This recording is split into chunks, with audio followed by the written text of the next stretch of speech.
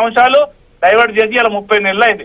Right sir, Kamboj గారు మీ questions కి answer తీసుకునే ప్రయత్నం చేద్దాం. ఇదే అంశానికి సంబంధించి మనతో మాట్లాడేందుకు కాంగ్రెస్ నుంచి రామచంద్ర నాయక్ గారు డిప్యూటీ స్పీకర్ మనకు ఫోన్ లో అందుబాటులో ఉన్నారు. రామచంద్ర నాయక్ గారు నమస్కారం. నమస్కారం అండి. ఏంటి సార్, మొత్తంగా క్షుద్ర పూజల రాజకీయాలు చేస్తోంది కాంగ్రెస్. సో ఎక్కడైనా అలాంటివి ఉంటాయా? మంత్రాలకు చింతకాయలు రాలుతాయా? పూజలు చేస్తే వర్షాలు ఆగుతాయా? ఎందుకు ఇటువంటి విమర్శలు చేస్తున్నారు? ఇది డైవర్షన్ పాలిటిక్స్ కాదా అనేది బీఆర్ఎస్ మీ ముందుంచిన ప్రశ్న. ఏం ఆన్సర్ చేస్తారు?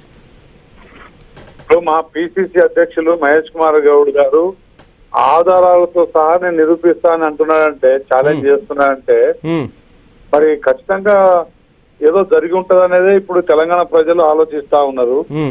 అదేవిధంగా గతంలో చూస్తే కూడా వాళ్ళు ఏదో ఒక హోమాలని ఇంకేదో పూజలని ఇంట్లో ఎప్పుడు ఏదో మన ముహూర్తాలు పెట్టకుండా బయటికి రారని పరిస్థితి వాళ్ళు. తప్పేముంది? ఎవరి సెంటిమెంట్లు వాళ్ళవి కదా, అందులో తప్పేముంది? పూజలు చేసుకోవటంలో తప్పేం లేదు. నేను ఏమంటున్నానంటే వారు అలాంటివి చేస్తారు. కేసీఆర్ గారు వారి కుటుంబ సభ్యులు అనేది గతం నుంచి ఉంది. ఇది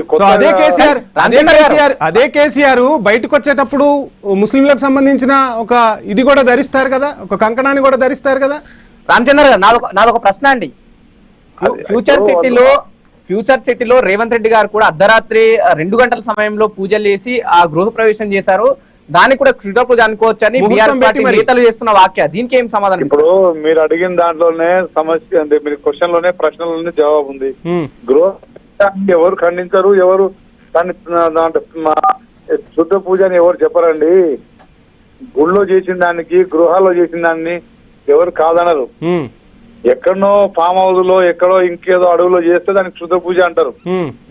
కాబట్టి అలాంటి ఆధారాలు ఉన్నాయని చెప్పి పిసిసి గారు మరి బల్లగుద్ది చెప్తా ఉన్నారు. ఆధారాలను చూపించడానికి, లేదంటే ఏదైనా దానికి కూడా ఏమైనా ముహూర్తం పెట్టారా? ఎందుకండి బయట పెట్టట్లేదు? ఇప్పుడు అది తప్పకుండా బయట సమయం వచ్చినప్పుడు తప్పకుండా వారు బయట పెడతారు.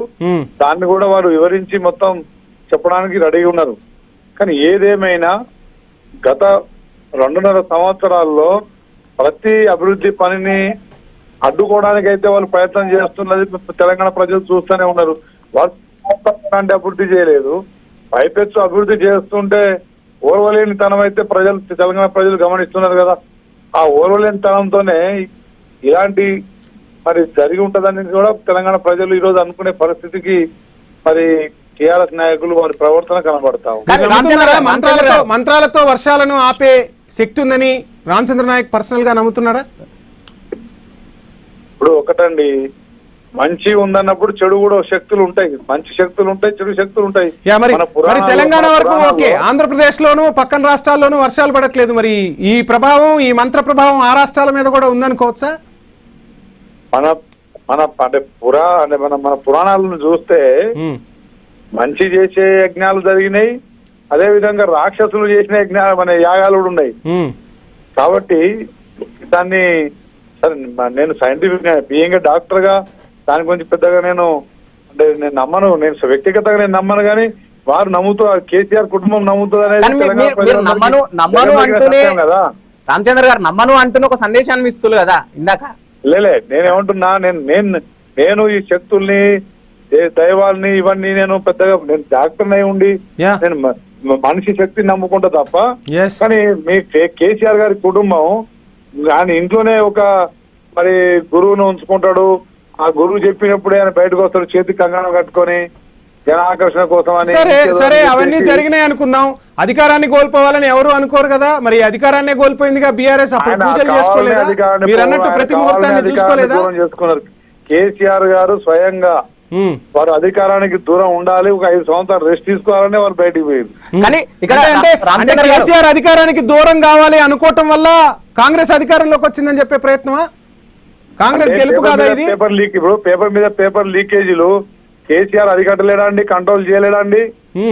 అంత పెద్ద యంత్రాంగం పెట్టుకొని రాష్ట్రాన్ని ఒక నిరంకుశ ఒక పాలన మరి పోలీసులు జులుం చూపించినప్పుడు ఒక పరీక్ష నిర్వహించడంలో ఫెయిల్ అవుతారా అండి? కేసీఆర్ గారికి ఏంటంటే ఆర్థిక పరిస్థితి అర్థమైంది, ఇక అప్పులు చేసి పుట్టే పరిస్థితి లేదు, ఆస్తులు అమ్మే పరిస్థితి లేదు, ప్రజల మీద భారం వేసే పరిస్థితి లేదు.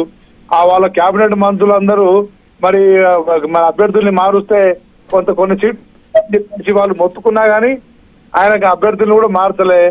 కాబట్టి నేను నా వ్యక్తిగత అభిప్రాయం చెప్తున్నా, కేసీఆర్ గారి మన మనస్సును చదివినోడుగా నేను చెప్తున్నా, కేసీఆర్ గారు 18 ఎన్నికలను ఎంత సీరియస్ గా చేసిండు, 23 ఎన్నికల్ని ఏ విధంగా చేసిండు అనేది ఒకసారి మీరు ఆలోచించుకోవాలి ఒకసారి. రామచంద్ర గారు నాదొక ప్రశ్న అండి.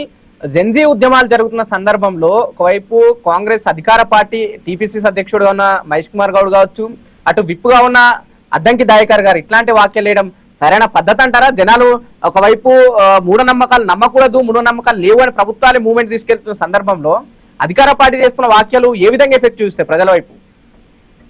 అంటే ఒకటండి, ఇప్పుడు ప్రతి అభివృద్ధి ముఖ్యమంత్రి గారు రేవంత్ రెడ్డి గారు తీసుకుంటున్న ప్రతి అభివృద్ధి కార్యక్రమంలో అడ్డుగా నిలబడే ఆ ధోరణి ఉన్న వాళ్ళు ఇలాంటి పూజలు కూడా చేస్తారు అనేది అంటే వాళ్ళు ఇస్తున్న కౌంటర్ కి వాళ్ళు ఇస్తున్న ఆన్సర్ కి సమాధానం లేకనేనా ఇట్లాంటి వ్యాఖ్యలు? అభివృద్ధి ఇప్పుడు కొనుగోలు కేంద్రాలు వరి కోతలు మొదలవక ముందే కొనుగోలు కేంద్రాలు 12,000 మరి కేంద్రాలు 1200 కేంద్రాలు స్టార్ట్ చేస్తే మరి దాన్ని కూడా కొనుగోలు చేయట్లే అని చెప్పేసి డబ్బులు పెట్టిర్రు. అదే విధంగా దేశమంతా ఎఫెక్ట్ ఉంటే అది రేవంత్ రెడ్డి గారు తెచ్చిన కరువు అని చెప్పేసి ప్రచారం చేసే పని మొదలు పెట్టారు.